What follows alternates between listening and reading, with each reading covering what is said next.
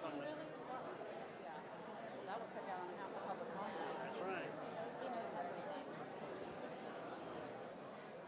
So is this the right order now?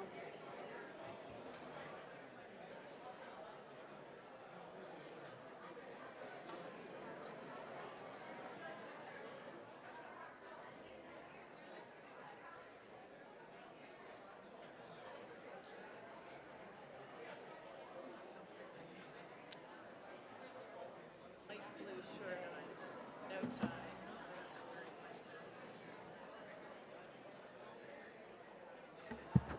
Thank you all so much for being here tonight. We have a packed house. It's the end of the year, and there are so many things to recognize and celebrate, so we're thrilled that everyone is here.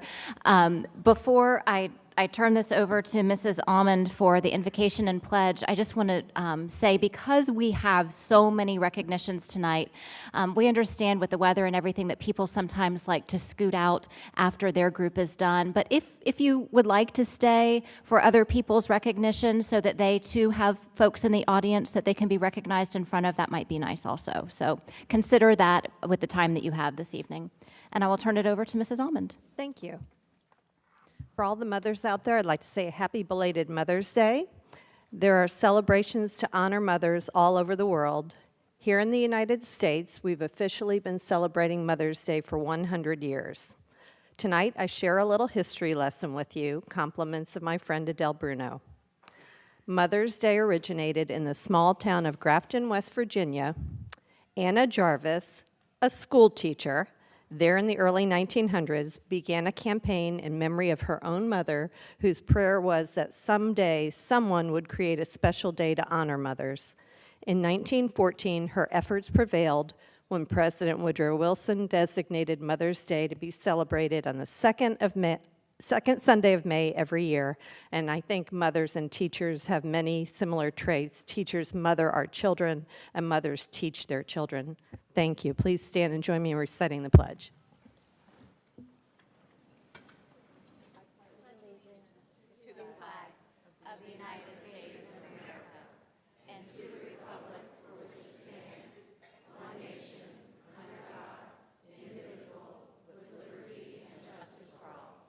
Thank you.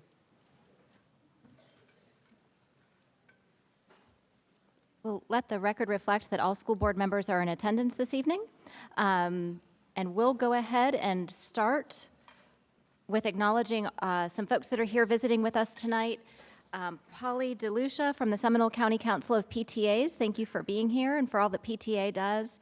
Alan Youngblood, a candidate for Seminole County School Board District 1.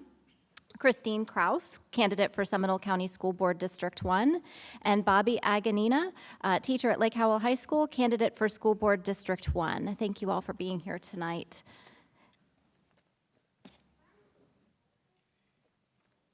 Do we have any agenda modifications? Yes, we do, Madam Chair. I have two items. The first item is the addendum for good cause is marked on an electronic agenda by a green flag named addendum item. And the second item is I'm going to pull item 4AE. These are the Lake Brantley High School additions and renovations approval. All right, school board members, any modifications or removals? Mrs. Almond? No modifications. Mrs. Sanchez? No modifications, thank you. Dr. Calderon? No, ma'am. All right, I will just pull for clarifying questions 4J and K for appointment of committee members. Could I have a motion to approve the agenda outline? So moved. Second? Motion and a second. Any discussion? All those in favor say aye. Aye. Aye. Any opposed? Motion passes unanimously. And we will start to recognize all of the fantastic people that are here tonight. Looks like we have 13 recognitions. Let's go. Yay. Very quiet in here.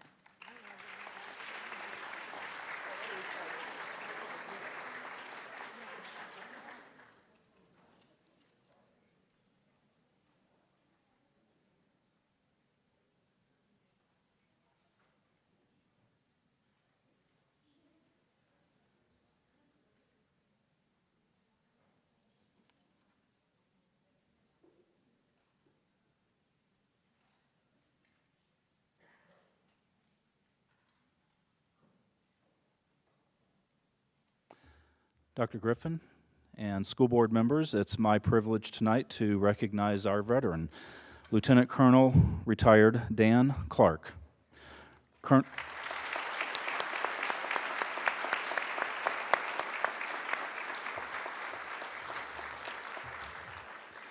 Colonel Clark teaches Army Junior ROTC at Lyman High School. Now in his 6th year, he came to Seminole County Public Schools following a 30-year, 8-month military career. Among his assignments were military policeman, reconnaissance officer, Gulf War I, aide-de-camp to a division deputy commanding general, mobilization and deployment planner, brigade operations officer, S3, provost marshal, executive officer, battalion commander, and Army ROTC professor of military science. He is a graduate of the U.S. Army Command and General Staff course and has a national certification to teach military history. Colonel Clark is married to his wife Jennifer. They have 2 daughters. One is an adult and employed locally. Their youngest enrolls at Lyman in August and looks forward to swimming for the Greyhounds. We thank Colonel Clark for his outstanding service and for his dedication to instructing the many future students who will also be protecting our freedom for many years to come.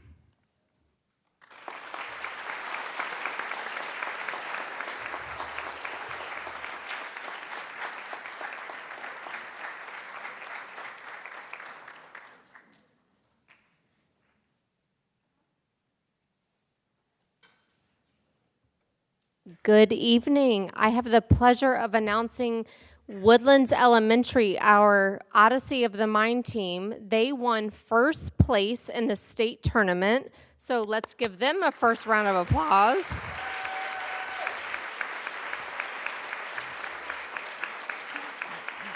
This is a group of 2nd and 3rd graders. They were part of 16 teams that were mostly comprised of 4th and 5th graders. So congratulations to them. Mrs. Cummings and Mrs. Lawrence were the coaches, and we have Daniel, Bianca, Zara, Alice, Harmony, Cora, and Georgia. They will be attending the World Tournament in Ames, Iowa. Thank you. And we are looking forward to them in their competition. So congratulations to our Woodlands team. Thank you.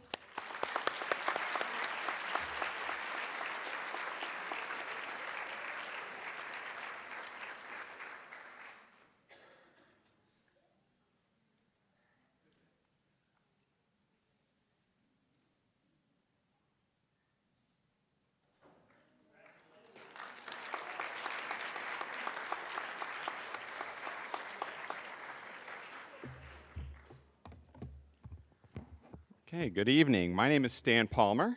I work here in the ESC in the Department of Teaching and Learning. I am the STEM specialist for the district.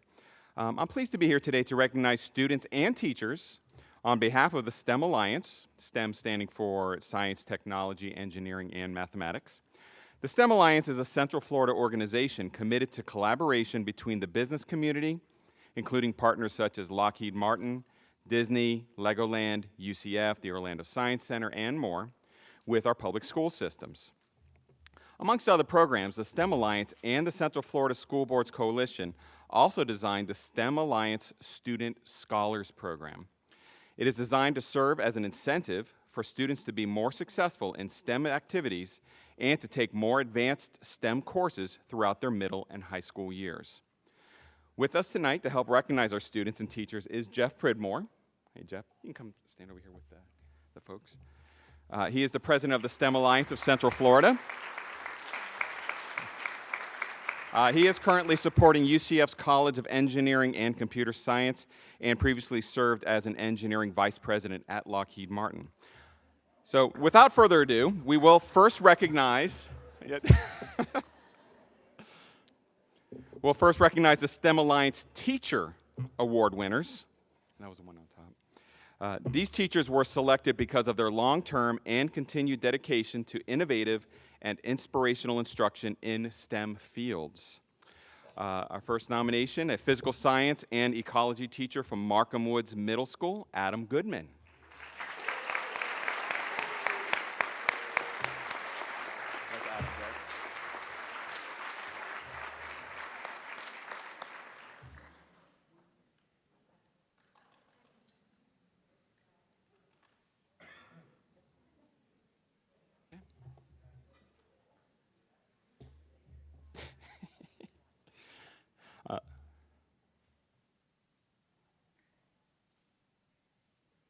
Our second nomination, Will Furiosi, an AP Biology, Chemistry, Carp PD, and Experimental Science teacher from Oviedo High School. Now, let's give him a round of applause. Now, Will could not make it tonight, but he has an excellent excuse. He is in Pittsburgh because he is such a dedicated teacher. He's actually chaperoning our teachers at the International Science and Engineering Fair in Pittsburgh. So we'll still give him a round of applause. All right, let's now recognize the STEM Alliance Student Award winners. Now, we do have a lot of winners, but with all the nominations we have going on tonight, what we'd like to do is have one large picture with the group, and there are a lot of you, but try to make space here, and we'll make it up here. We'll get you all in. Okay, so very first, from Indian Trails, 7th grade, Jasmine Bostwick.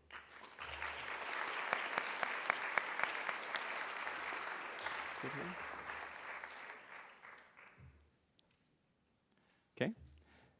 Also from Indian Trails, Santiago Navarro Vivas. From Sanford Middle School, 7th grade, Kira Henriquez.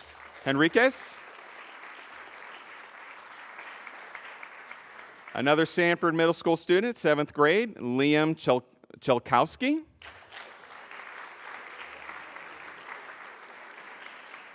From Teague Middle School, Haley Presley.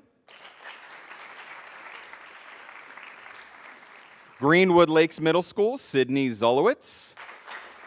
Another Greenwood Lakes Middle School student, Brittany Abel. From Jackson Heights Middle School, Chloe Miller. Also from Jackson Heights, Mason Cassiano. From Markham Woods Middle School, 2 students, Sydney Engstrom and Dylan Ruiz.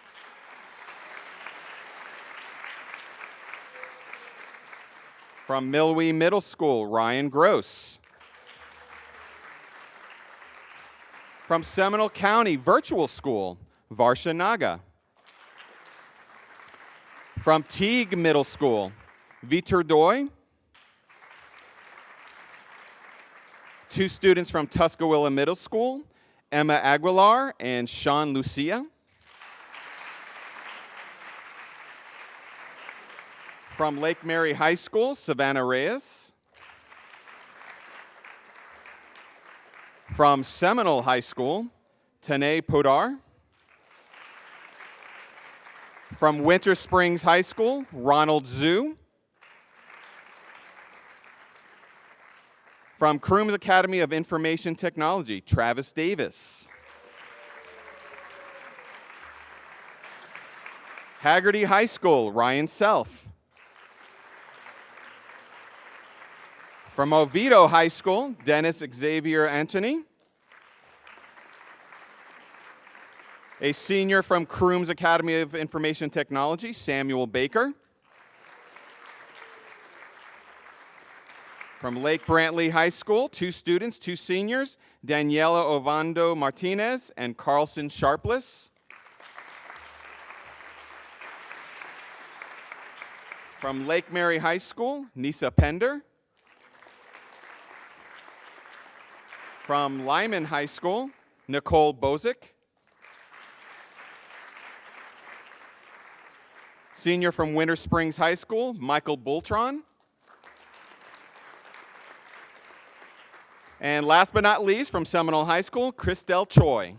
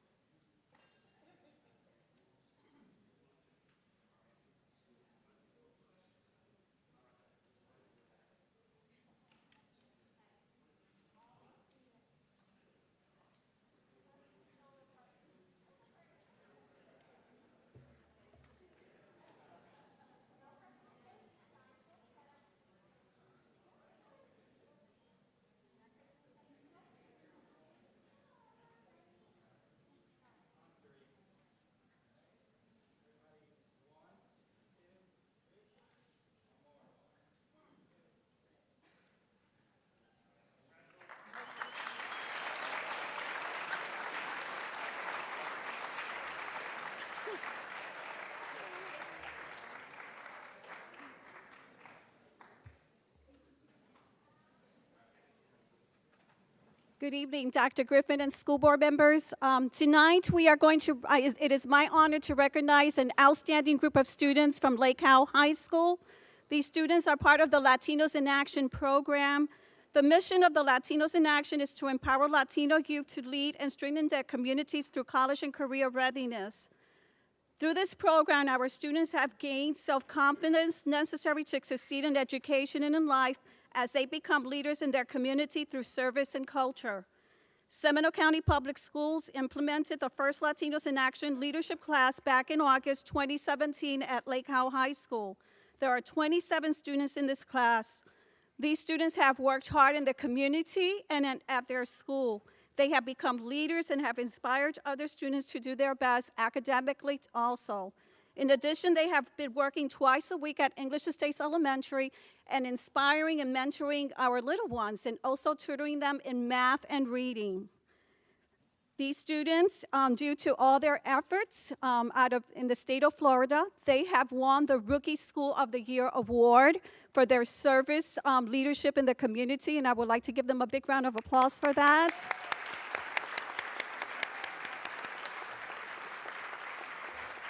And at this time, I would like the students to come on up. The students are Manuel Garcia,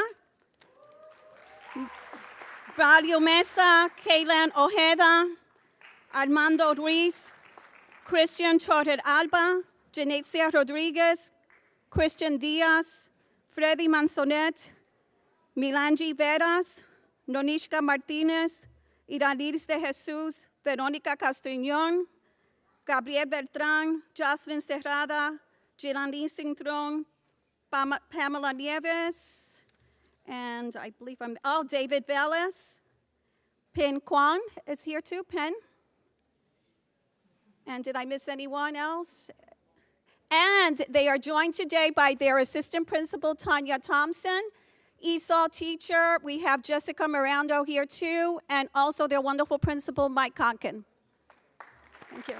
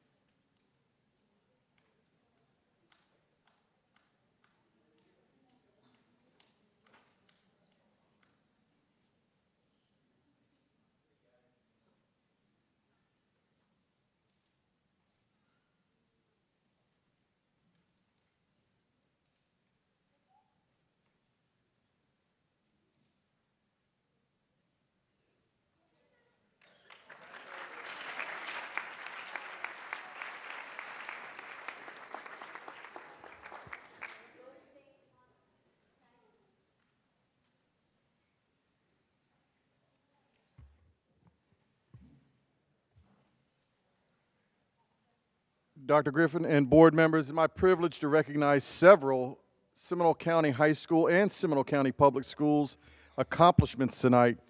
First, the Haggerty Robotics team under the direction of Ms. Poe Dickinson and Ms. J. Mel Miller. The team won the Inspire Award at the league championship in January. They also won the Inspire Award at the state championship in February and won the Innovate Award at the South Super Regional Championship in March. In April, they won the Design Award at the World Championship in Texas.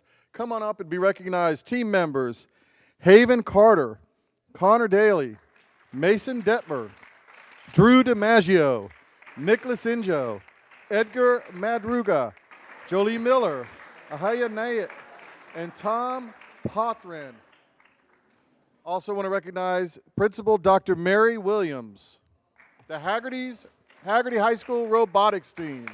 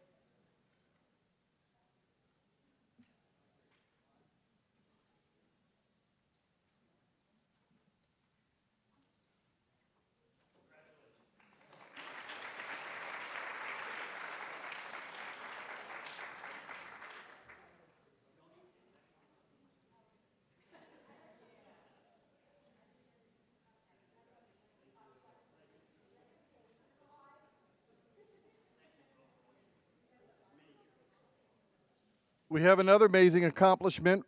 Under the direction of Prasad Chidalura and his wife, Shri Varadarajula, our Team Super 7, they won the Inspire Award at the Houston World Championship, which is the top award overall for best team, and the first time ever a Florida team has won it. Come up and be recognized. From Millwee Middle School, Chase Kaplan. From Seminole High School, Sahil Kapadia, Nikhil Chidalura and Neha Chidalura, Sarinjay Chiravarla, Rohan Chiravola, Vedic Sharma, Yash Vardan. From Crooms Academy, Alex Quash. From Haggerty High School, Faradara Anna Dockmore. And from Winter Springs High School, Scott Weathers Jr.'s. Congratulations, Seminole County Team Super 7.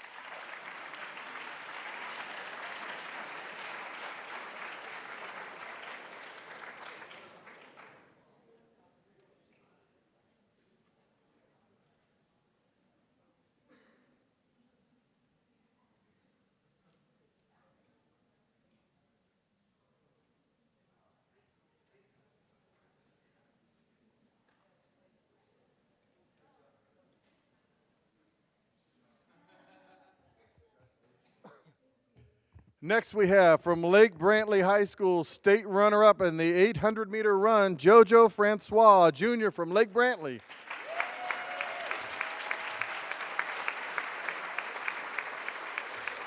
At the state championships, Jojo competed in the 400, anchored the 4x800 relay that placed 6th overall, anchored the 4x400 relay that placed 4th overall, and placed 2nd in an extremely close finish in the 800 meters with a time of 1:55.19 for state runner-up.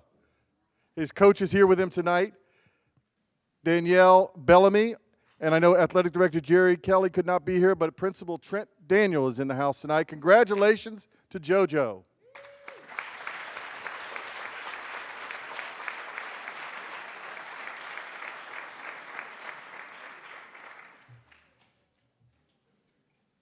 We have 2 recognitions from Lake Mary High School. The first recognition, Myra Bodrado, 2018 FHSAA state champion in the 3,200 meter with a new school record of 10 minutes and 41 seconds. She was also SAC champion in the 800 meter and 1,600 meter and FHSAA district champion in the 600 and anchored the winning 4x800 relay with her coach, Diana Lowe. I know Principal Mickey Reynolds could not be here. I believe they have awards night, but I see Assistant Principal Cindy Nelson and Athletic Director Doug Peters in the audience tonight. Congratulations to Maya Boudrodo, state champion, Lake Mary High School.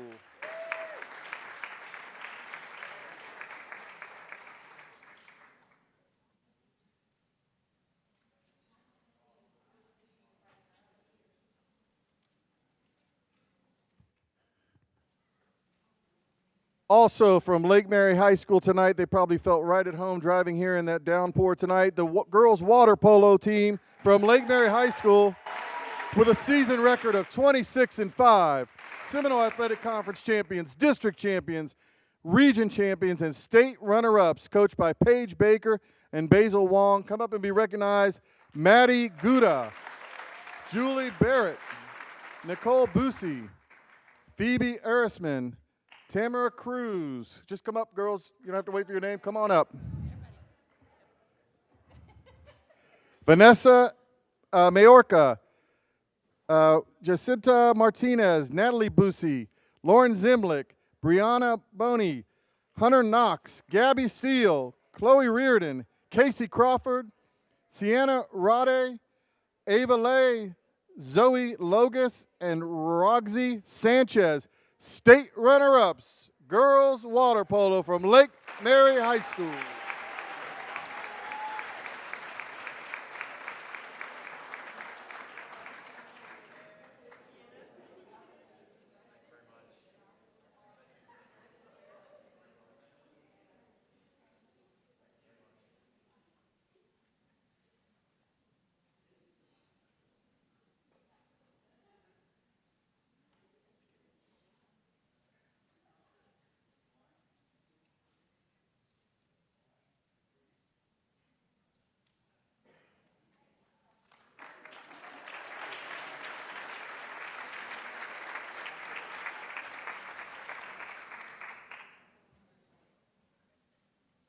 And last but not least, we have two recognitions from Winter Springs High School.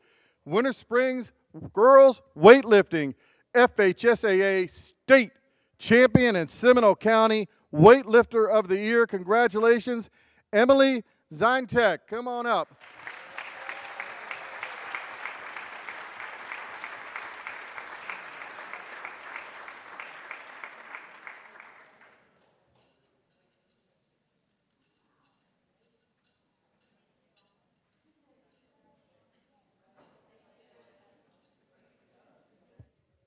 Also with Emily tonight, her weightlifting coach, Coach Mosier.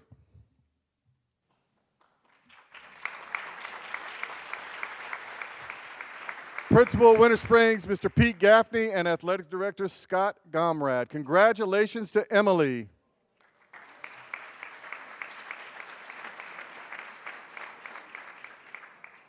And last but not least, from Winter Springs High School, Elena Barr, 10th grade 800-meter state runner-up. She was also 800-meter region champion, 800-meter district champion, and 800-meter conference champion. With her tonight, the world-renowned track and cross-country coach, Mr. Aki Clark. Congratulations, Elena Barr from Winter Springs High School.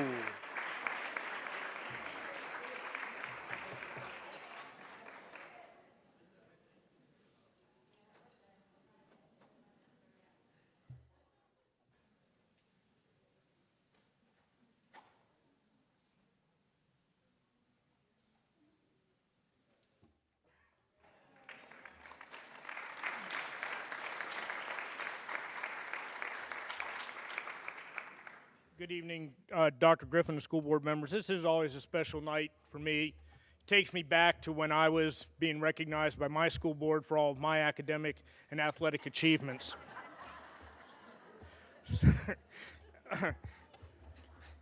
Good evening, Dr. Griffin and board members. Annually, we recognize 3 Rookie Teachers of the Year, one from each level, elementary, middle, and high. Each school has the opportunity to nominate a first-time teacher who, among other things, demonstrates superior ability to foster excellence in education and contribute to the continued improvement of student learning and school environment, display expertise in subject taught, and the ability to effectively use materials relating to the subject, who demonstrates a strong commitment to creating a climate of caring and respect conducive to effective teaching and learning, who is dedicated to his or her community through active participation in service-oriented projects, volunteer work, etc., and they demonstrate poise, eloquence, and the ability to withstand a taxing schedule. This year's submissions for Rookie Teacher of the Year were outstanding, and the selection committee had a very challenging task of choosing these winners, for which I'm about to introduce. Dr. Griffin and Chairman Lockhart and board members, you have on the table behind you some items that we are proud to present to each of our winners. There's a plaque to commemorate the award, a variety of gifts in those beautiful gift bags, which are provided by community involvement and the Foundations for Seminole County Public Schools. And I want to thank Ms. Mills and Jean Van Smith for that. A Fitbit Flex 2, provided by Employee Benefits and Wellness, and we want to thank Don Bonts for that. And a $100 check provided by the Seminole Association of School Administrators. We want to thank SASA President and Lake Howell High School Assistant Principal Michael Howard. So now let's meet our winners for this year. Our first winner is Terry Thompson, kindergarten teacher from Goldsboro Elementary.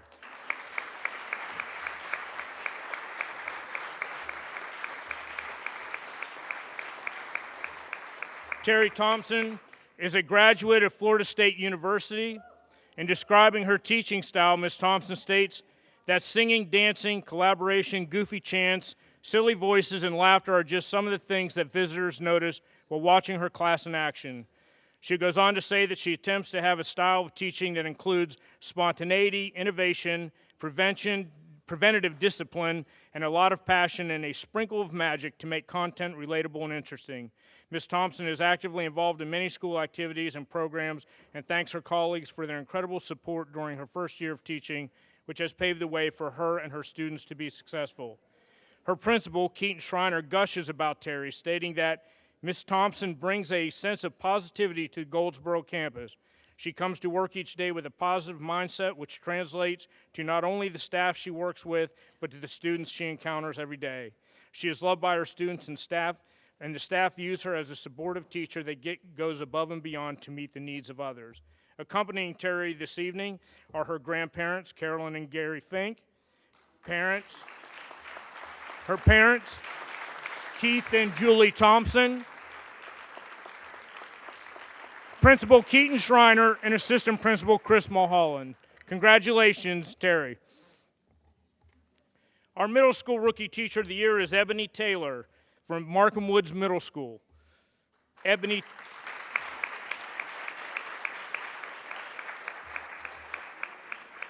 Taylor is a graduate of the University of South Florida and teaches 6th, 7th, and 8th grade language arts.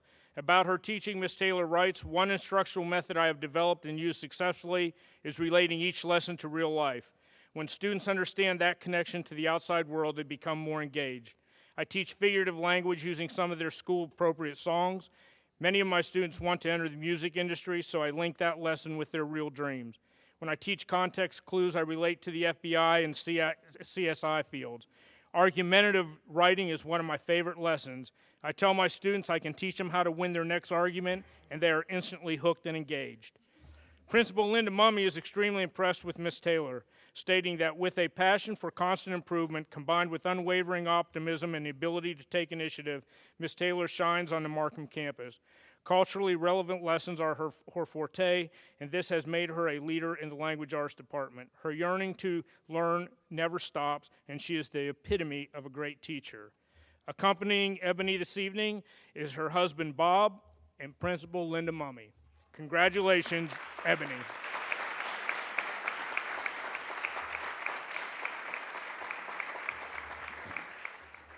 Our high school rookie teacher of the year is math instructor Brianna Kurtz from Crooms Academy of Information Technology.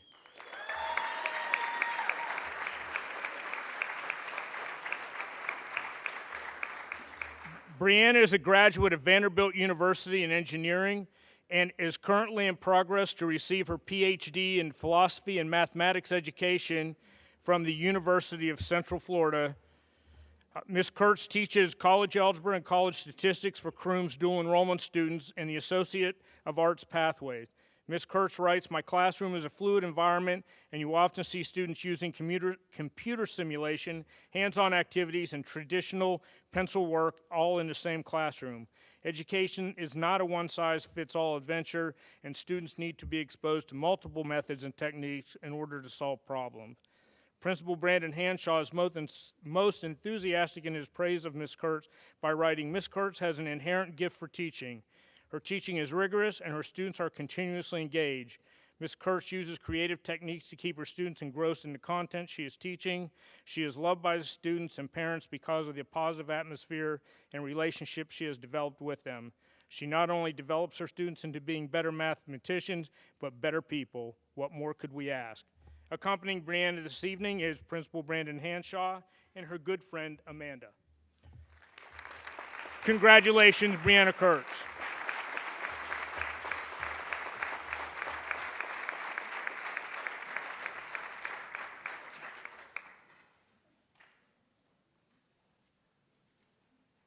Good evening. My name is Polly DeLucia, and I'm the president of the Seminole County Council of PTAs. Every year, PTA celebrates the arts with Reflections, a program recognizing student creativity. This year, Seminole County was honored to have 27 students receive awards of merit or awards of excellence from Florida PTA.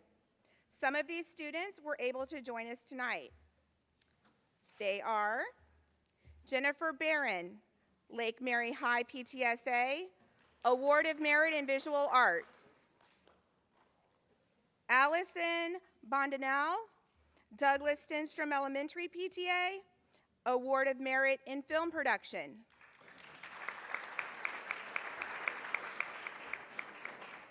Evelyn Quee, Sanford Middle School PTSA, Award of Merit in Visual Arts.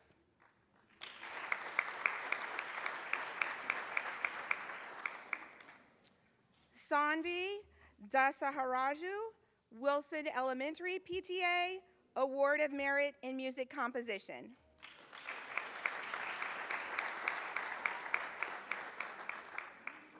Lucy Go, Sanford Middle School PTSA, Award of Merit in Literature.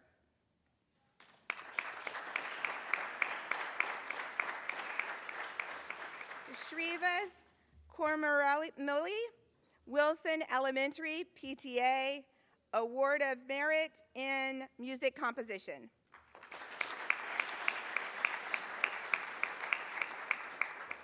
Easton Matthews, Walker Elementary PTA, Award of Merit in Film Production.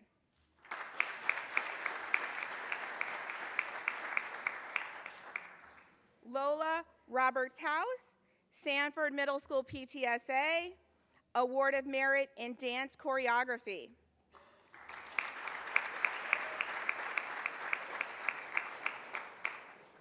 Avery Smith, Parton Elementary PTA, Award of Merit in Music Composition.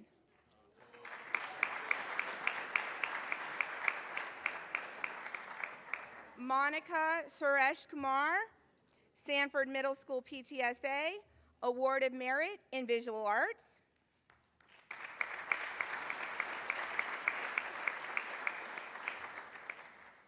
Savannah Town, Lawton Childs Middle School PTSA, Award of Merit in Film Production.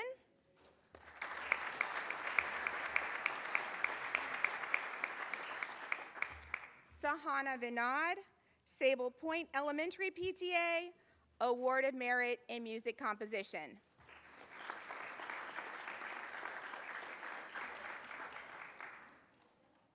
Atiba Asifa Fitzpatrick, Woodlands Elementary PTA, Award of Excellence in Film Production.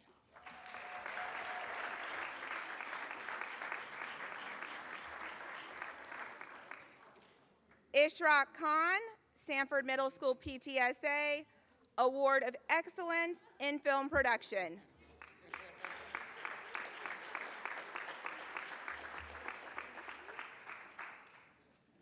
Gabriella Shaw, Sable Point Elementary PTA, Award of Excellence in Dance Choreography.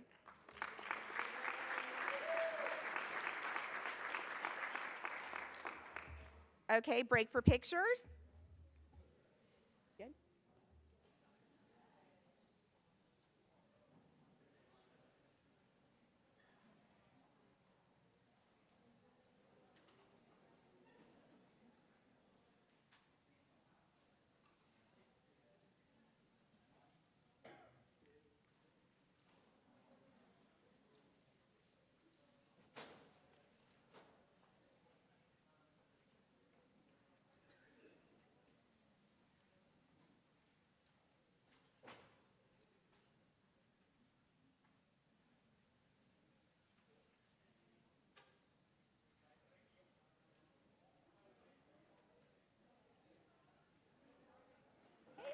Thank you, everyone.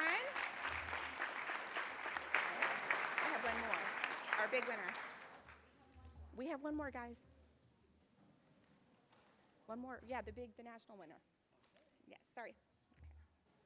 Seminole County Council of PTAs is also proud to announce that Zoe Chu from Sanford Middle School PTSA has received an Award of Excellence in Photography from National PTA.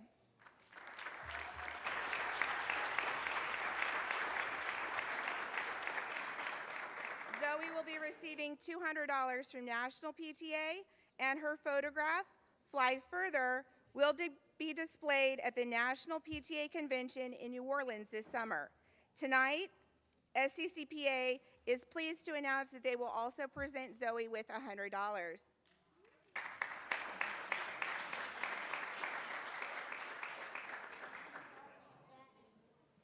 Congratulations to all Reflections honorees, and we encourage students to participate in PTA's 50th Reflections program, Heroes Around Me, next fall. Thank you.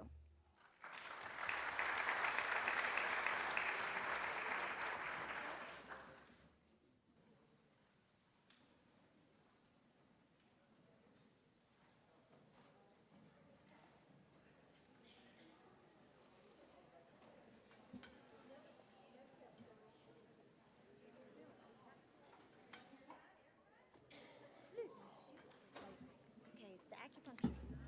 They're falling off. Oh my God. I need to go get some. I got to use this junk. Oh my God. Did they not get in a meeting?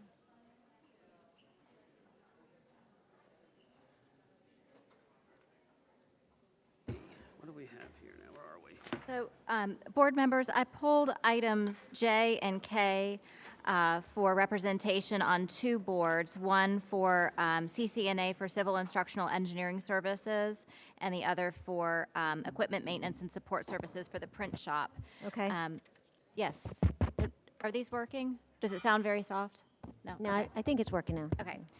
Are any board members interested in serving on item J, the CCNA for Civil and Structural Engineering Services? That one's a conflict of interest for me since I know too many engineers. Sorry. Okay. I could do it if you need me to. All right. Board members, are you comfortable with me appointing Dr. Tina Calderon to serve on that? All right? Sounds great.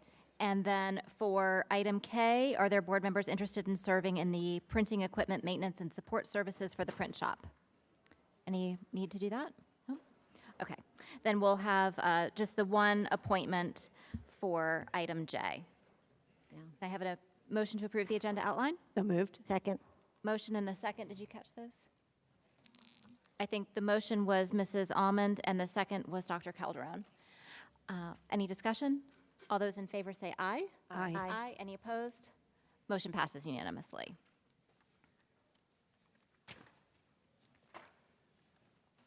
And we have, focus on achievement.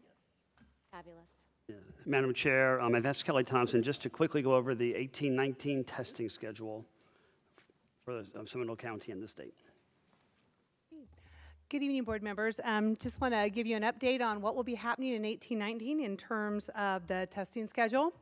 As you are well aware, because of your work and Dr. Griffin's work on the Sunshine Solution, our effort to reduce, right size, and reform state assessment, we gained support from other districts throughout the state, and that resulted in the passage in the spring of 2017 of House Bill 7069.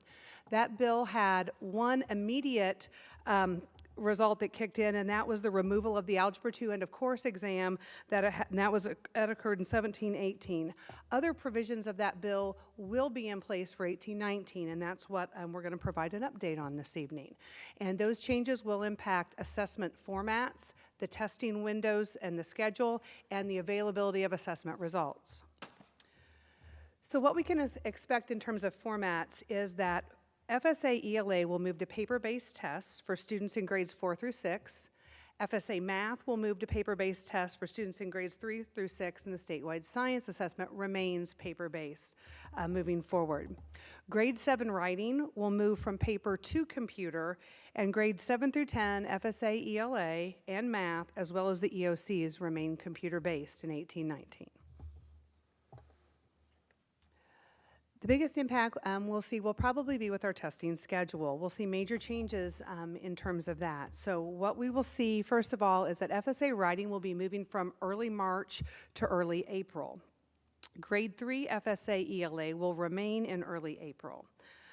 The other assessments, FSA ELA, math, statewide science, and EOCs will move from mid-April to May 1st. House Bill 7069 requires that testing cannot begin prior to May 1st or no earlier than 4 weeks prior to the last day of school for the district. And for us, the last day of student attendance for 2019 will be May 28th, so our windows will open on May 1st. The grade 10 ELA retakes and the EOC retakes will move from the last week of March to the end of February. So those moved forward on the calendar. The impact of the changes for state assessment were many of the things that you as a board and Dr. Griffin championed, and that is in April, we have a big increase in instructional time. By moving the bulk of the testing to the end of the school year, the month of April can be utilized to provide targeted academic support and intervention and acceleration support to our students at all instructional levels prior to the assessment windows. Grade 10 ELA retake students and our EOC retake students are the only exception to that rule, as their window has been moved forward 2 weeks, and that results in a loss of 2 weeks of instructional time for those students. But please keep in mind that those students will have had 2 prior opportunities to take that assessment during the school year. So for elementary, the state assessment window will be 2 weeks in length, May 1st through May 14th. However, the move to paper-based should allow testing in our schools to be completed within a 4 to 5 day window for all testing. So elementary will gain not only the April instructional time, they will also complete testing with approximately 3 weeks remaining in the school year. And it currently is taking 2 weeks to do testing. So they'll also get back some instructional time after testing has concluded. For middle, the grade 6 assessment window is also the 2-week window. It'll be from May 1st to May 14th. But since those 6th graders are also paper-based testers, they can be completed in 4 to 5 days as well. So that results for 6th grade in having the April instructional time, as well as the same for elementary, that 3 weeks of instructional time after for 6th graders. For middle school, the grade 7 and 8 windows will be 4 weeks long. They are computer-based because those grades are still in computer-based testing. However, with just 2 grades testing, we really feel like our middle schools should be able to complete their testing by May 17th, so they'll have some instructional time remaining prior to the very end of the school year as well. Also, the move to paper-based for 6th grade means that the resources and infrastructures at middle school will be less stressed by not having a grade level of computer-based testing on it. High school will be testing from May 1st through May 21st.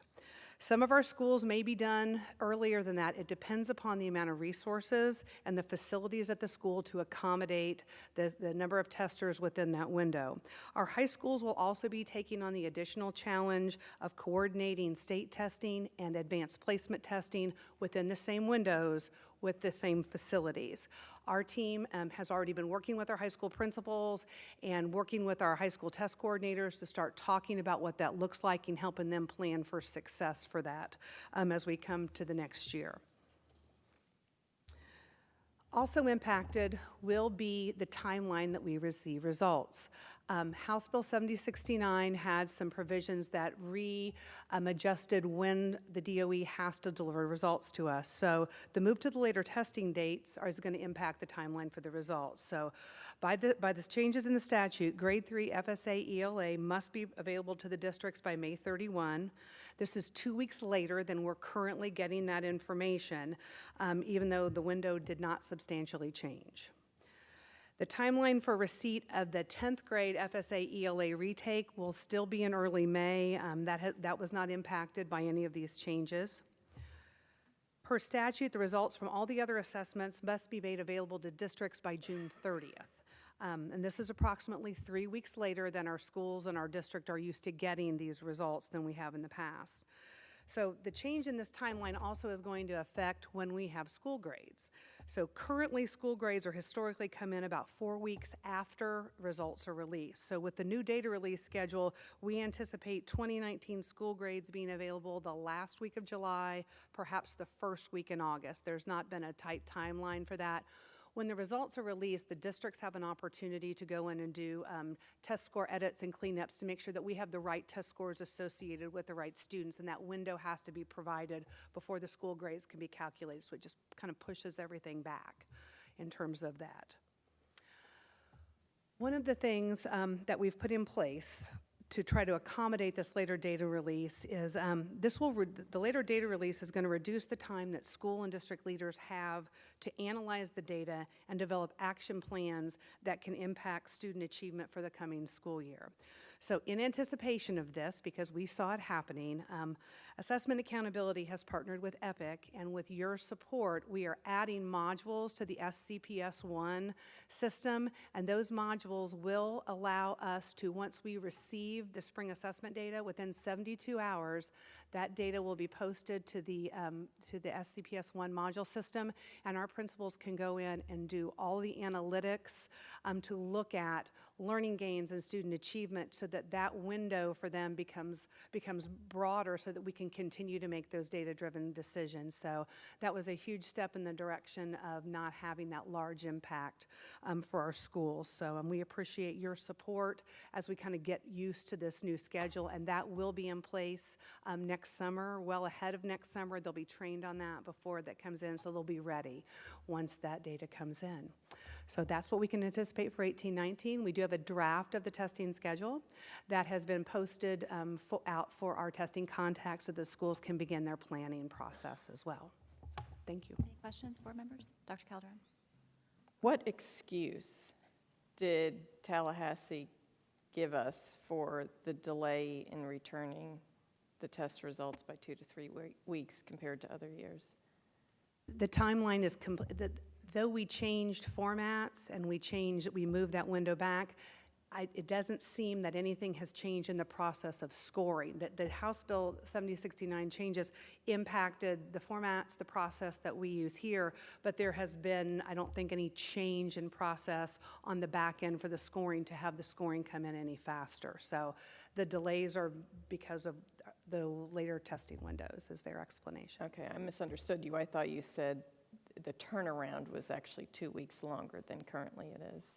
They've extended, for third grade, they have extended their deadline a little bit longer than what it currently is. We're hoping that's an under promise and over deliver, because typically they do come in a little bit before what they've been mandated to by statute. But Always we'll on a see. Friday afternoon. Typically when we don't work Fridays and after 4 o'clock, Nobody's yes paying ma'am. attention. And my second question is, has anyone ever asked them why we don't get immediate results for the computer-based testing? I mean, coming from the computer industry, we shouldn't have to wait as long for computer results as paper pencil results. Have they negotiated anything with that vendor they've hired to write the tests that we can't see? Not to my knowledge. When we ask about immediate results and so forth, they talk about calibrating tests and making sure that they've got the right scores associated with the right students and that they have to have time for the accuracy of their data. I think one of the things that is very impactful to ELA results is the fact that writing is not done as a separate assessment, that is scored separately. By having the writing assessment combined with the ELA assessment, we can't put out the reading assessment until we get the writing scored, and they have to couple them together. So I think that's highly impactful to the scoring process. Thank you. Thank you so much for putting this together. The question with House Bill 7069, I'm concerned with them following the proper protocol, like from before, with us wanting to see the information on the test. We never really were able to get the information in the past, and that was something that they were supposed to do. Are we going to have any issues with getting the results when we need them? I don't think we'll have an issue with results. There's language in the bill that does require DOE to release versions of the test and the test questions. That deadline is a little bit further out than the 18-19 deadline that impacted the formats and impacted the testing schedule. So that is still a requirement that they provide those tests. And off the top of my head, I want to say it's 2021. I don't know that that's accurate, but I know it was a little bit why it's still waiting further for out. them to still do that. And then my second question would be, with the writing format, I'm happy to see that because I think that's important for children to have it paper and pencil rather than on the computer.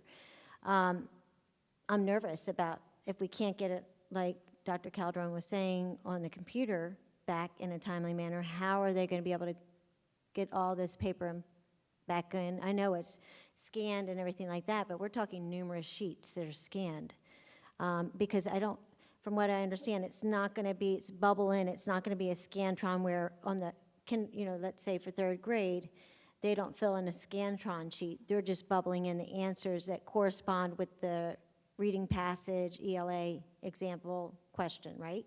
Right, and the paper-based format that we've had in third grade, that's the format that will remain. DOE asked for, and I think as they were writing the bill, that's why they pushed out the move to paper-based to 18-19, so that they would have time to adjust resources and infrastructure with their scoring mechanisms to put that towards the paper-based testing. And that's something that districts also had to be able to respond to. Many of us have downsized warehouses and downsized the logistics and packaging of all that paper because we haven't been doing that. So districts had to have the opportunity to get that logistics and infrastructure in place to handle that as well, which we are in great shape with that, and we're ready with that as well for next year. One more question. If we get the results on May 31st, when would summer school start? Or I couldn't remember the date for all that, or do we even have that down yet?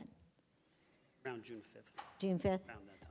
So, or we would have plenty of time to retest if we wanted to and do whatever we needed to do. Right, and you know, our students, the students take the third grade, for third grade, they take the FSA ELA, and then afterwards, our students take the third diagnostic of iReady. Okay. That serves as an alternative good cause assessment. So we're in the process of gathering that data now for our students. So we have students that even though we currently don't have third grade results back this year yet either. Because the window was delayed, the window was extended due to the hurricane. So this schedule that we're talking about for 18-19, the hurricane has caused delays in data for this year as well, which is impacting third grade. But we're gathering all that good cause data now. We're working with the Department of Teaching and Learning as it impacts summer learning camp in schools to be able to communicate with our principals and our parents and students right away. Thank you so much. So with the results coming in later, would that have a negative impact on the schools? I know many of them, their support staff that deal with scheduling and things are off in the summer.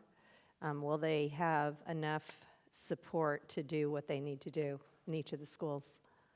Yes, ma'am. We've been with the principals. We started talking with the principals about these delays for the current year when they were announced following the hurricane, and they've been planning for this change in the schedule. So they know that they need to shift available resources from that being June work to possibly July work, and they're already planning for that. Thank you. And they're well aware. Board members, first of all, congratulations and celebrate, because there was some movement made since the original Seminole solution. A little less testing, more paper pencil, more instructional time in April. We still have work ahead of us. I think the high school principals are concerned next year about the month of May. You know what this month has been like. I don't know how we're gonna, but we'll do it. But I think it's gonna be a scheduling challenge to get all that done. I'm also concerned about the lag in the data. We make a lot of decisions over the summer, lower 300 schools, summer school placement, trying to customize for students and doing all that, and us not really being able to see the test, and it complicates things a little bit. I wanted to just, and I've mentioned this to you informally, really a reminder, but also I want everybody else to know, tomorrow is the State Board of Education meeting, and as you know, there is a proposed change in concordance scores. For those people listening, concordance scores are alternate scores to the FSA that students can earn on the SAT or the ACT. And there's a proposed change going in front of the State Board tomorrow to raise those scores. And the challenge of it is College Board has set a college and career ready score for seniors. And that score is being applied to 10th graders. So we have tomorrow, I'm very, very proud, Mr. Gaudreau has arranged all this. We have 3 students who will be at the State Board of Education meeting who will be graduating next week from Winter Springs High School. And they're graduating, 2 of them because of their SAT concordance score this year, and 1 because of their ACT concordance score. 1 of them is going on to the Navy, 1 is going to Bethune-Cookman University, and 1 of the young ladies has a full softball scholarship to 2 schools of her choice. If these changes are made, this would not be an opportunity for future classes for students. And I think it's important. I can talk till I'm blue in the face. I think all the adults can. But I think they need to see our students who, because of their policy, are getting standard diplomas. And I don't know the end game when we have so many students across the state who will wind up with certificates of completion and not being high school graduates with standard diplomas. So I'm very proud of these 3 students. We'll be watching or recording tomorrow to make sure. Ms. Thompson is going to be there also. I think you have a couple comments that you will be making. Very interested to hear those. And Mr. Godreau is going to be speaking also. So Seminole County is very well represented. The State Board of Ed will hear from us. But most important, our students are fighting for students in the state of Florida. Thank you.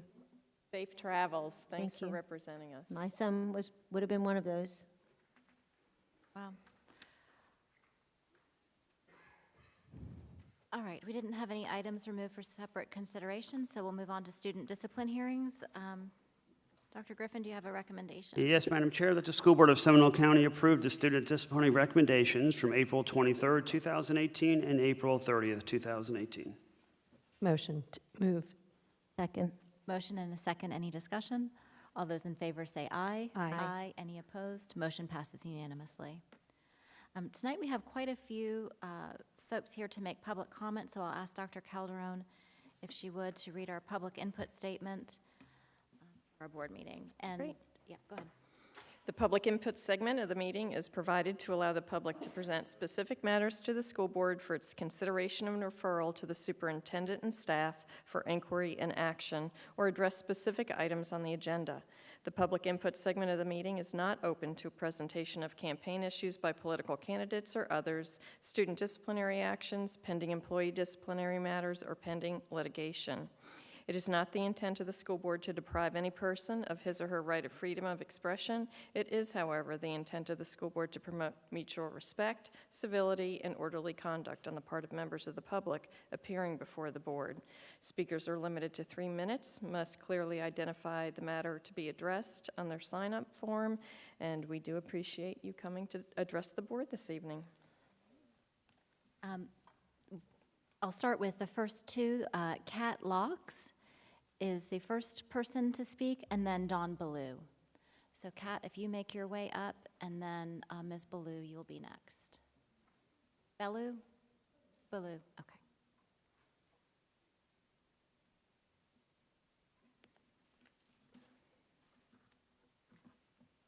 Hi, my name is Catherine Locks, and I'm from Girl Scout Troop 984. Today I'm here to talk about an issue that concerns girls in Seminole County. This issue impacts girls every day in high school and middle school. It can lead to bullying and is very difficult to talk to adults about. The issue I am addressing is the availability of feminine hygiene products in school. Young girls face a lot of insecurities and embarrassments in asking adults, including male teachers, to go to the nurse's office to get feminine products. When we don't ask to go to the nurse's office, teachers get mad that we take too long in the bathroom. Once when I was in class, a girl asked to go to the restroom, and about 10 minutes later, she still hadn't returned to class. The substitute teacher asked where she was, and the female population told him that she could be at the nurse's office getting feminine products. He replied angrily, saying that she wasn't allowed to do that and that she needed to come back and ask him for permission first.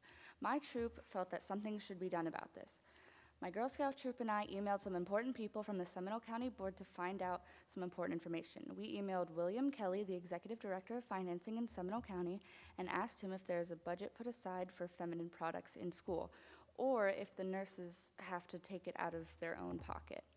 He replied saying that there is no money set aside for these products, but there is money given to schools for miscellaneous items. As a girl, this concerns me. My troop and I feel that something should be done about this. We propose we place feminine products in girls' bathrooms and in every middle and high school. This would eliminate the embarrassing accidents and prevent long trips to the nurse's office during class time, which takes time away from our learning. We ask your help in making Seminole County a better learning environment for girls across the county.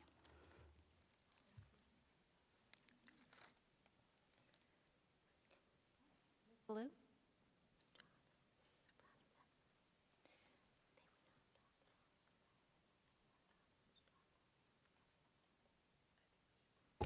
Good evening. First, thank you very much for your proactive leadership and your considerable investment in school safety. Your dedication to safety, relationships, and achievement, which Dr. Griffin described at the recent Safety Forum, sets the bar for district excellence. Special thanks also to the Sheriff's Department and to Captain Francis and his SRO staff. I appreciate very much the comprehensive statement on school security that was sent to parents on May 2nd, particularly the dedication to building relationships and trust and to continuing training for the SROs. I'm here to comment on 2 items from that statement, specifically items 17 and 49, which reference considering adding armed guards who are not SROs. The issue of school security and whether or not to arm staff is extremely complex. I recognize the difficulty of balancing the physical need for security with the effective needs and learning goals of students. Within this very complex issue, I ask you to consider potential unintended effects of additional armed guards on our student population, specifically students of color. Be mindful that police gun violence against unarmed individuals, often people of color, occurs at an alarming rate in our country. Police killed 1,147 people in 2017. Black people were 25% of those killed, despite being only 13% of the population. Remember Tamir Rice, a 12-year-old boy holding a toy who was the victim of a deadly police mistake. Remember in our own community, Trayvon Martin, not a victim of police, but a neighborhood watchman, someone untrained and unprepared to make a life and death decision. Recognize the terrible daily burden carried by young people of color, especially young black men like Tamir and Trayvon, and their parents, of worrying whether you will survive in an encounter with an armed authority figure. The Use of Force Project found that police departments which adopted more stringent use of force policies killed significantly fewer people. This shows training works. The fact that our SROs have effective relationships with students and staff shows training works. My fear is that retired and off-duty officers are not going to be properly trained or prepared to interact responsibly with students. Arming inadequately trained authority figures increases both the physical and emotional risks for students and families. I believe that everyone in this room wants to prevent deaths like Tamir's and Trayvon's from occurring on our campuses.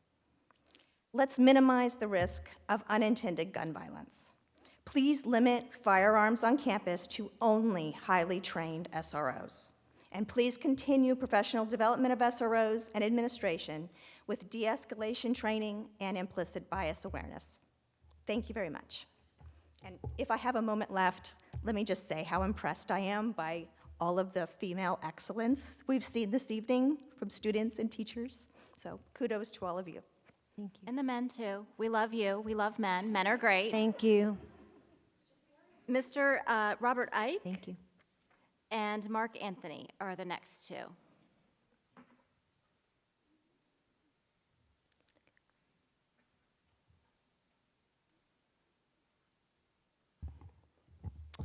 Hello, my name is Robert Ike. My address is 129 Ethan Hammock Court, Oviedo. I have returned this evening along with several of my neighbors to request our neighborhood, Southern Oaks Phase 1, be rezoned from Geneva Elementary to Lawton Elementary. I'm asking the board to exercise its elected authority here tonight to direct Superintendent Griffin to initiate the rezoning process. If a rezone is not possible, I respectfully request the waivers that waivers be issued to my family and Mark's family such that our 2 sons can join the other 17 children currently in our small neighborhood that attend Lawton Elementary. In my remaining time tonight, I would like to follow up on a couple of questions that Chairman Lockhart raised at the board's prior meeting. First, when was Southern Oaks Phase 1 initially rezoned to Lawton Elementary, or rezoned from Lawton Elementary to Geneva Elementary? The initial rezoning occurred on the July 29, 2014 board meeting. It wasn't until almost 2 years later, in April 2016, when the first homes were closing, that the error in posting the rezone was discovered, resulting in the waivers that have allowed all elementary-aged children to attend Lawton Elementary the past 2 years. Second, how many students not living in Southern Oaks Phase 1 and zoned for Lawton Elementary are currently attending other schools? Based on the public records we have received, 41 students are being reassigned to Strindstrom, Evans, Parton, and Walker. We have also been informed that these other Oviedo elementary schools are closed to choice transfers to solely accept overflow from Lawton Elementary. To be 100% crystal clear, we are not demanding any priority over these students or their families. We are simply requesting that our entire neighborhood be permitted the opportunity to attend the same school. A rezone would allow us to simply register our children at Lawton Elementary. If reassignment would then occur, we would have the opportunity to attend another Oviedo elementary school much closer to our home. But more importantly, we would be first in line when the anticipated Lawton Elementary expansion occurs in a couple of years. Finally, I do not see how rezoning Southern Oaks Phase 1 back to Lawton Elementary will negatively affect its current capacity or 5-year projection. The waivers granted to all current elementary age children have already performed a de facto rezone of Southern Oaks to Lawton Elementary the past 2 years. Again, based on the public records we have received, Lawton Elementary is currently at 101.5% capacity, while Geneva is at 89% capacity. But this difference only exists because of the waivers. If the 16 students from Southern Oaks Phase 1 instead attended Geneva Elementary as originally planned, both schools would be at 100.5% capacity. Just across State Route 434 from our neighborhood, more than 100 homes in Southern Oaks Phase 2 and 3 and Northern Oaks are under development, all slated for Geneva Elementary. Keeping Southern Oaks Phase 1 at Lawton Elementary by initiating a rezone here tonight will serve to alleviate future overcapacity issues at Geneva Elementary that the current school zoning only appears to exacerbate. Thank you. Evening, Board. Mark Anthony, 213 Ethan Hammock Court, Southern Oaks Phase 1. I've been before you now several times regarding our request for administrative waivers for our children to attend Lawton Elementary. I don't think it's necessary to further justify our request, as we have already provided more than enough justification on our prior board visits and email correspondence. Kristen and I have spoken to you collectively and individually over the past few months. We've reached out to every official we felt could assist us with this matter, including Seminole County Commissioners, City of Oviedo Council members, the Mayor of Oviedo, our Congresswoman. Each official we've contacted, even individual members of the board, have been sympathetic to our requests and completely understand why we are requesting waivers. However, all board and staff responses thus far have either been that we've known that the neighborhood was zoned for Geneva, or that the board was unable to grant waivers. Well, in regard to waivers, you can and you have, and that is exactly why we are here today. You rezoned our neighborhood to Geneva and then granted waivers to every school-aged child to attend Lawton. So you can certainly grant administrative waivers, and you can't fault us for being surprised, even if we knew that our neighborhood was zoned for Geneva, to find that all the children attend Lawton. The fault doesn't lie with us, but strictly on you for creating the issue that now impacts our families, and the burden to properly resolve it is solely in your hands. So I implore you to make things right, finish what you started, reopen the administrative waiver process used to grant the original waivers, and allow the remaining children in Southern Oaks Phase 1 to attend Lawton with their friends. Thank you. Mr. Abraham and Mrs. Ike.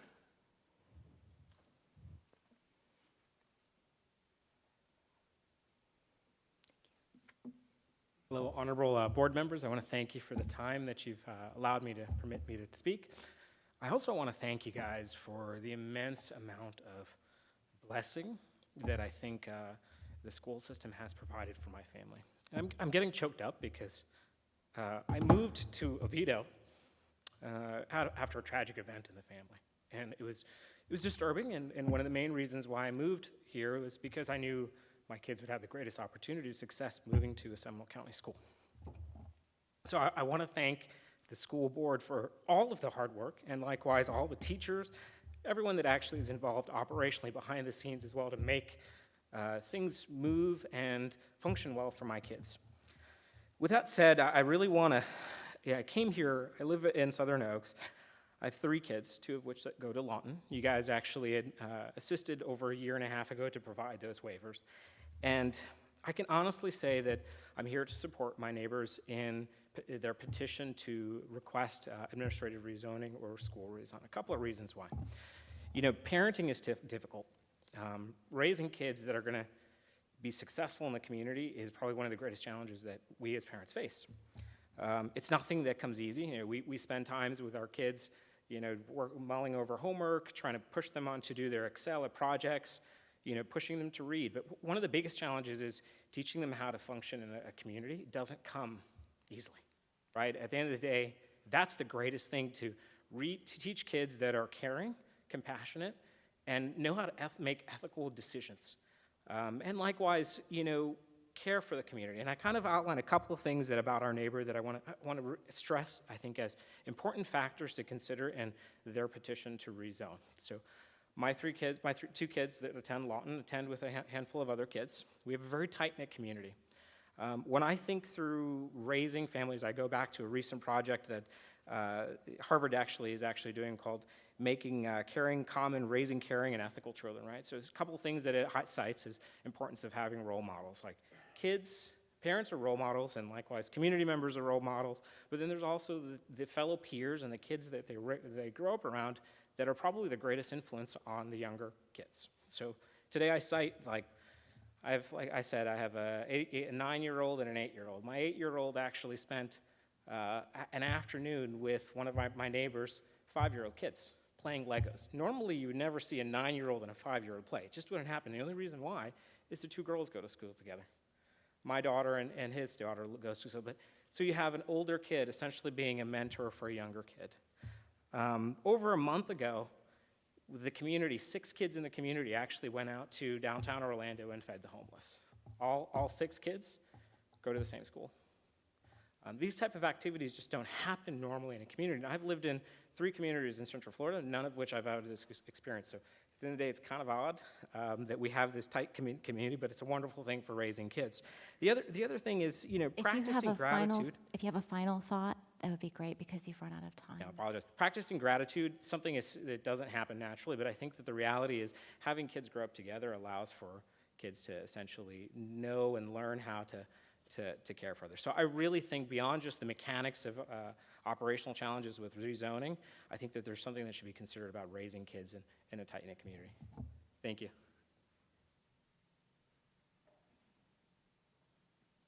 Good evening, board members. Kristen Ike, 129 Ethan Hammock Court. As you all know, my neighbors and I are here to ask that the board direct the superintendent to start the process to rezone Southern Oaks Phase 1 from Geneva Elementary to Lawton Elementary, or to grant an administrative waiver for my son and Mark Anthony's son to attend Lawton in the interim if that process cannot be started or completed before the next school year begins.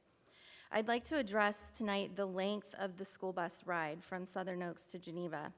I was told by your transportation coordinator that the bus ride would be 43 minutes long, with another 30 minutes of wait time before school even begins. The only response I have received from Dr. Griffin was that the school bus routes will not be finalized until August. That is truly unacceptable. I heard no commitment by him or any board member that the bus ride would be shortened, and I have no reason to doubt the accuracy of the route that your head transportation officer created to service our neighborhood. I provided excerpts from numerous scholarly studies that describe the negative impacts on a bus ride that long. Diminished academic performance, loss of sleep, and inability to participate in after-school activities. And it is further prohibitive of meaningful parental involvement in the school. Ask yourself seriously how a 5-year-old would behave and concentrate in school after spending that amount of time traveling to and waiting for school to begin. The solution to pervasive overcrowding that seems to be plaguing Oviedo schools cannot be to send kids on a 45-minute bus ride. It is unconscionable and it is unhealthy. I ask that the board give some serious consideration to the capital improvements that need to be made to increase the capacity of the schools. And Lawton has the lowest percentage of overcapacity of any Oviedo school, so it should be at the top of the list so that the balance of capacity can be achieved. Thank you again. Ms. Sandberg.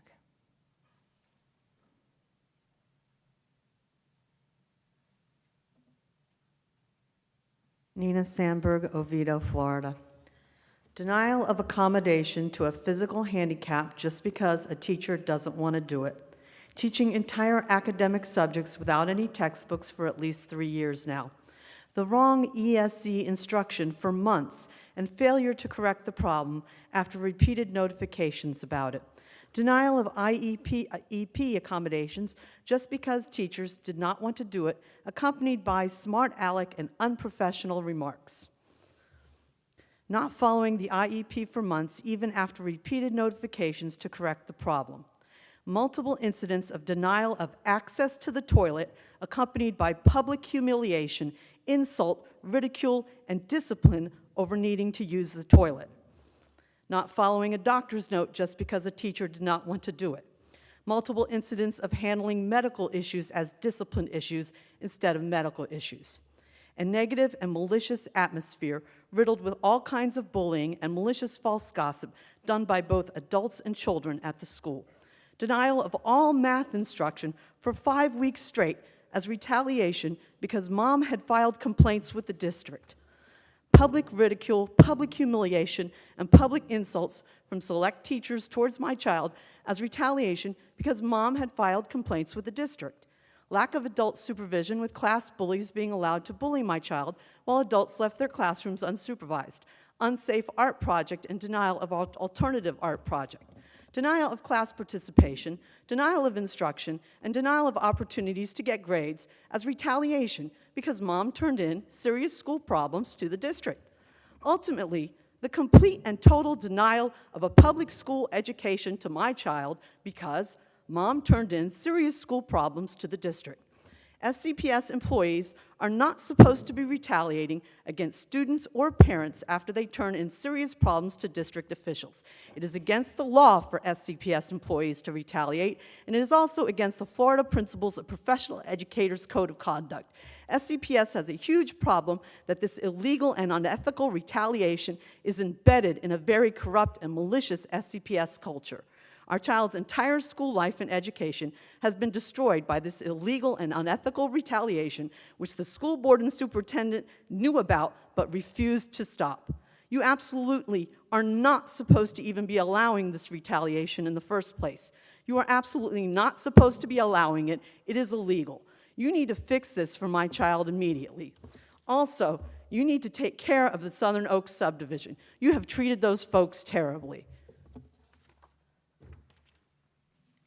Thank you, Mrs. Sandberg, for being here again this evening. Dr. Griffin, without going into any detail that would be inappropriate, can you tell the board if Mrs. Sandberg's concerns are being addressed at this point? Yes, Ms. Faison has addressed every concern. And Mrs. Beeman, can you share with us where the complaint currently rests? There are various complaints that are within different departments, and we are being responsive to all of them. Okay, thank you very much. Appreciate that.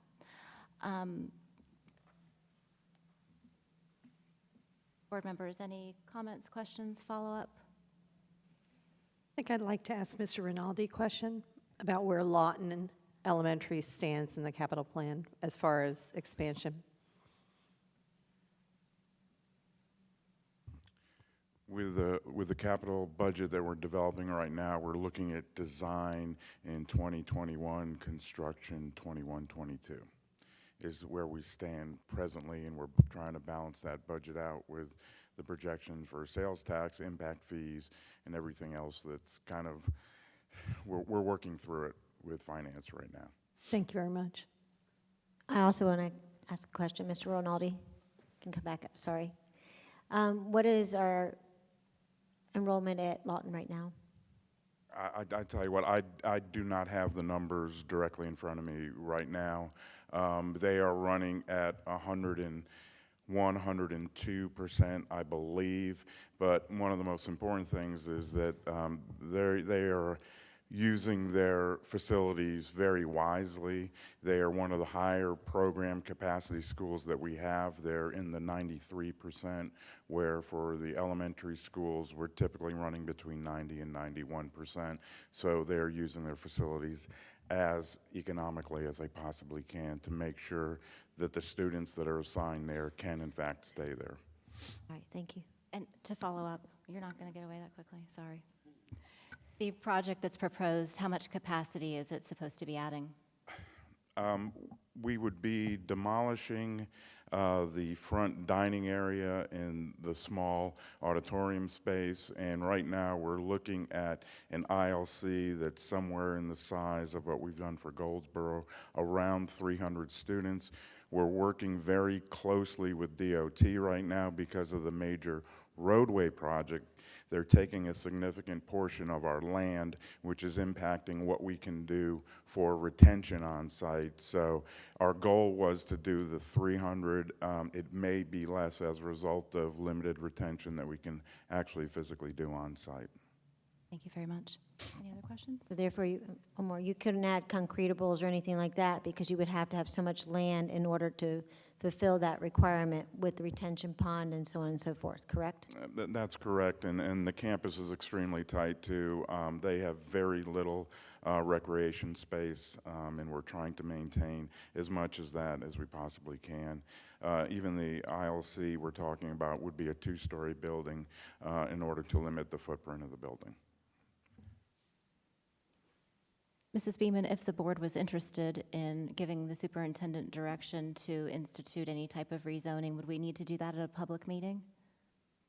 Yes, under your policy, as written, if this board were to follow the policy, after the annual review in November, the superintendent, if he believes that a rezoning is necessary, would then bring that information to the board and request that the process be initiated. That's the policy as written. And the policy that's written is this board's policy, correct? It absolutely is. Okay. All right. I just want to make sure there's no confusion. It's not the superintendent's policy that's directing us. It's our policy that's directing the superintendent. That is correct. All right. All right. Thank you. Because there was some concern earlier that perhaps this board didn't know what our place was in this process, and I think we all are aware of what it is. So, any questions about that? All right. Okay. Thank you so much. All right. Any unfinished business? No unfinished or new business, but there is one item in my report I'd like to talk about on page 342 of your board books.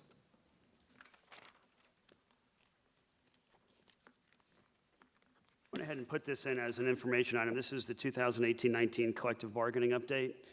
And just a reminder that all contract language for 2017-18 and 2018-19 is settled.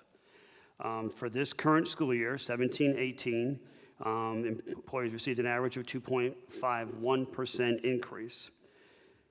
What has been already negotiated for 18-19 is a 0.86% increase, understanding that the legislator provided a 0.01% increase to our budget.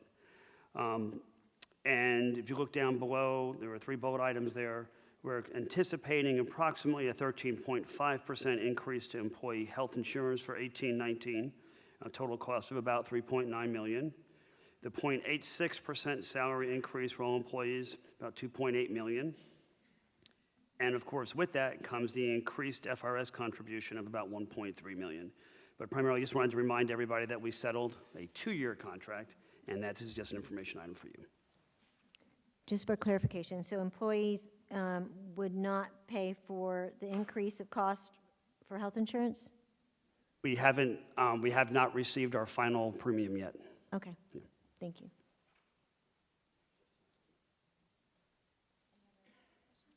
All right. Mrs. Almond, you are first this evening for board member comments. Thank you. Well, all the school board members, we want to thank Polly DeLucia, Seminole County Council PTA. That was a lovely breakfast to recognize your PTA presidents for their leadership, advocacy, and support for our students in school. So thank you very much for that. I was really, really impressed, and we were also all there for the Young Men of Excellence and Young Women of Excellence and Young Men of Promise. And I know there's a middle school program, but the name escapes me. But it recognized student leaders that are tapped in elementary, middle, and high school who have the potential to go beyond what they believe they can actually do. And grades have improved, attendance has improved, and they've learned a lot of life skills which will serve them very well in life. Thank you, Mr. Robert Guy, for leading that effort. And the third item I'll mention is this past Saturday, Kids and Cops Fish and Derby. I see Deputy in the back that was there from English Estates. It was Casselberry Police Department, Seminole County Sheriff's Department, community members, teachers, and staff members. They had about 100 underprivileged children, and they all went to Secret Lake Park in Casselberry, and they learned how to fish. They learned how to work as a little team together, and they each received a fishing pole and a small tackle box at the end of the day. And more importantly, they built relationships with our law enforcement. So very well done, and thank you. Kudos for being there. That's it. There's so many things. You all can pick a few more. Mrs. Sanchez. First, Dr. Calderon, thank you for going for me yesterday to the Central Florida School Board Coalition meeting.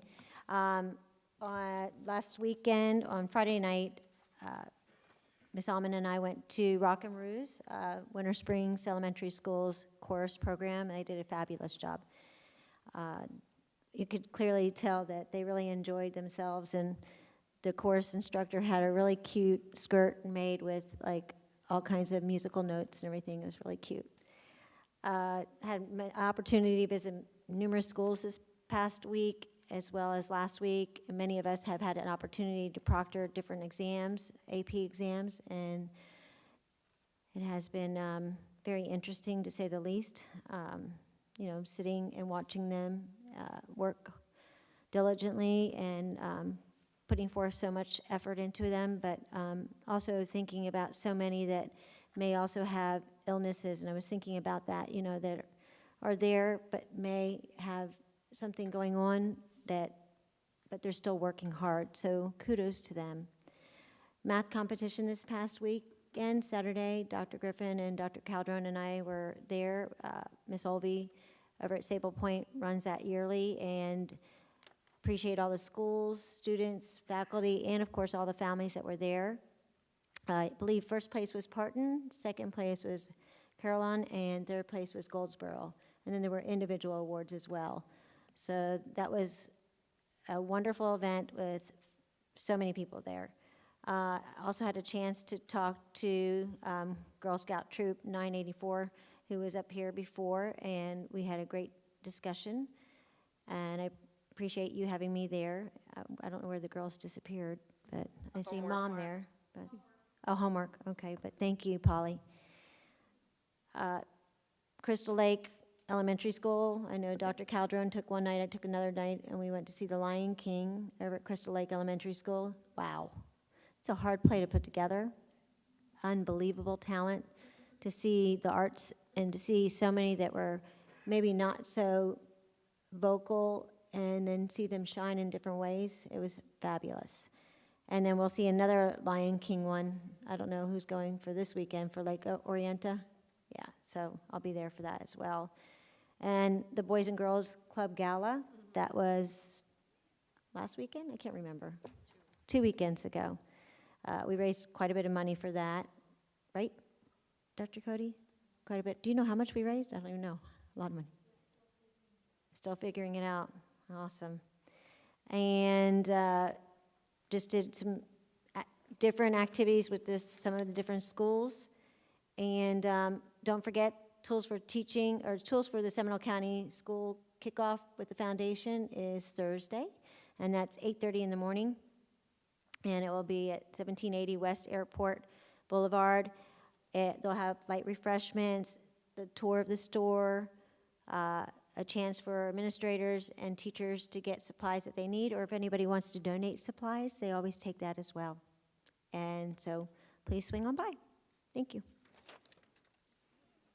Sure, I'll report on the committees that I represent this board on first. We had our annual zoo retreat and brought in a professional facilitator who works with zoos around the country, and we're trying to refocus that we should be focusing on the animals and ecology. So I'm really excited about that, and we need to put a fundraising plan together to be able to support that, because it's very, very expensive to keep our membership in the AZA, American Zoology Association, for that accreditation. They come and audit us just like the schools get audited, so that's a big investment. Insurance and wellness, we had our meeting last night till 9:30 p.m. to prepare for our joint work session that we as a board will have with them. So They are up to speed with everything Cigna and their latest proposals for this year, so hopefully we'll have a very productive joint work session together.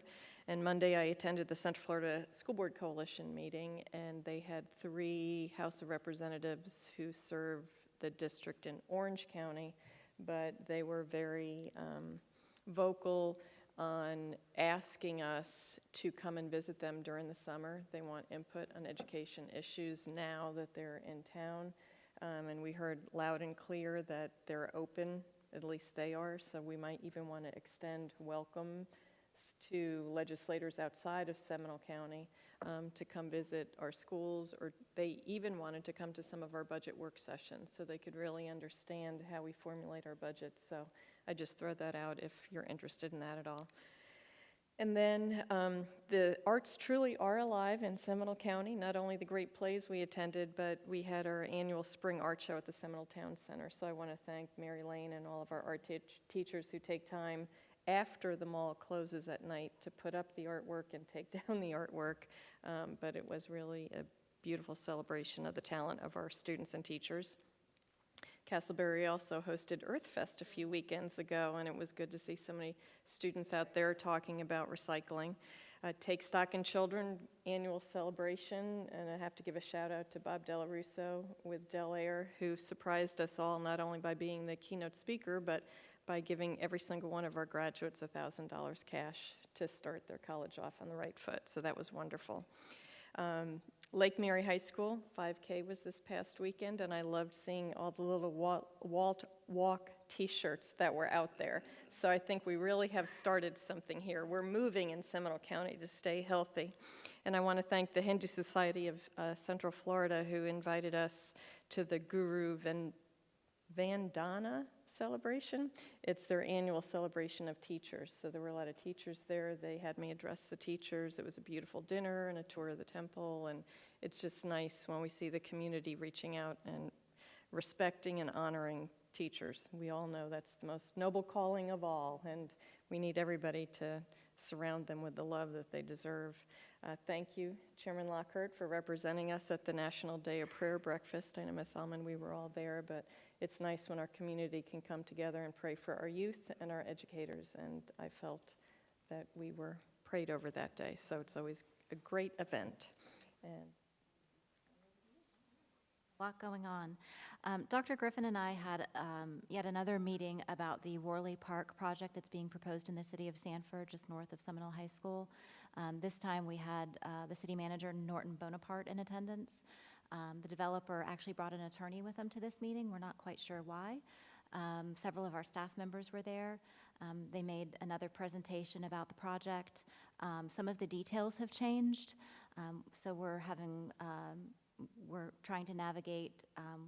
They're going back and getting follow-up questions to try and explain some of the changes.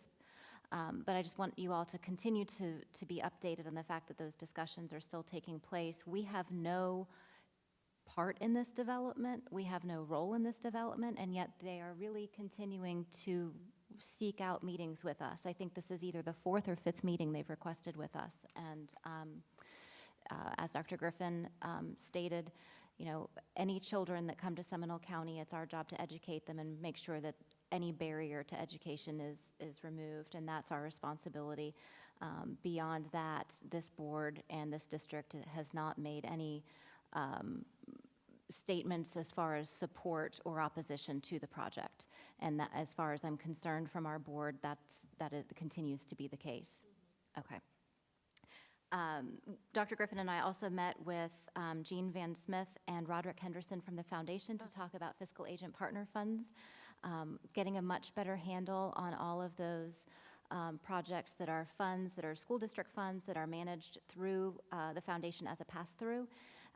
And I think we've been able to hone down, and thanks so much to cabinet members who have taken so much time to hunt down funds that have been in existence for a long, long time. Nobody knew what some of them were, but I think that's all getting wrapped up now. Yeah, Jean is doing a wonderful job, by the way. I don't know if you all have each had an opportunity to meet with her yet, but I've been very impressed, and I'm very thrilled to have her as a part of the team. attended the Seminole County Lincoln Day Dinner, which is the Republican Executive Committee's annual fundraiser. Governor Scott was the keynote speaker, and he gave Seminole County Public Schools a shout out and congratulated us for the good work that we do. So I just wanted to let you all know that.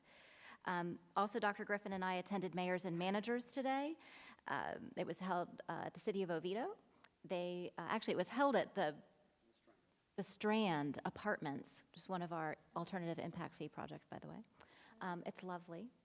A lot of discussion about providing services to seniors. So the topic wasn't terribly relevant to the school district today, but it was interesting to hear about all the different things that the cities do in terms of providing things for seniors to do in the community. We'll be there late. So you need to tell us what you learned. His AARP card is in the mail. He was a little bitter. Tomorrow, of course, we have the Breakfast of Champions celebrating athletes in Seminole County, 7:30 tomorrow morning. Look forward to seeing you there. Oh. 8? Oh, I would love it if it's 8 and not 7:30. 7:30. I have 7:30. 7:30. 7:30 to Lake Mary Event Center. 7:30 to 9:30. Okay. And then Thursday, the 24th, is the Law Enforcement Memorial Ceremony that the Sheriff's Office hosts each year, honoring officers who have lost their lives in the line of duty. And that is just a very moving ceremony. If you've never attended, I highly recommend participating in that. It's Thursday, the 24th at 9. And then we have, as you mentioned, the joint work session with the Insurance Committee. And we also, Dr. Griffin and Mr. Rinaldi and I are going to be meeting with some people who are proposing on the 5 Points project, talking about co-location and potential joint project at the 5 Points facility with the county. So that is also next week sometime.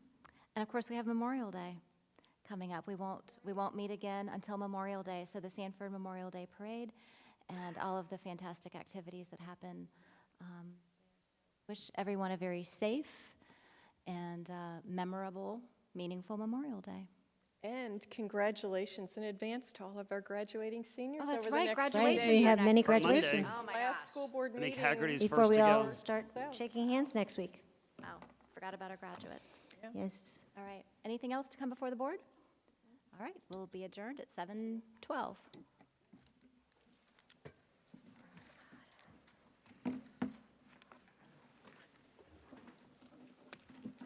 My back is killing me. I'm sorry.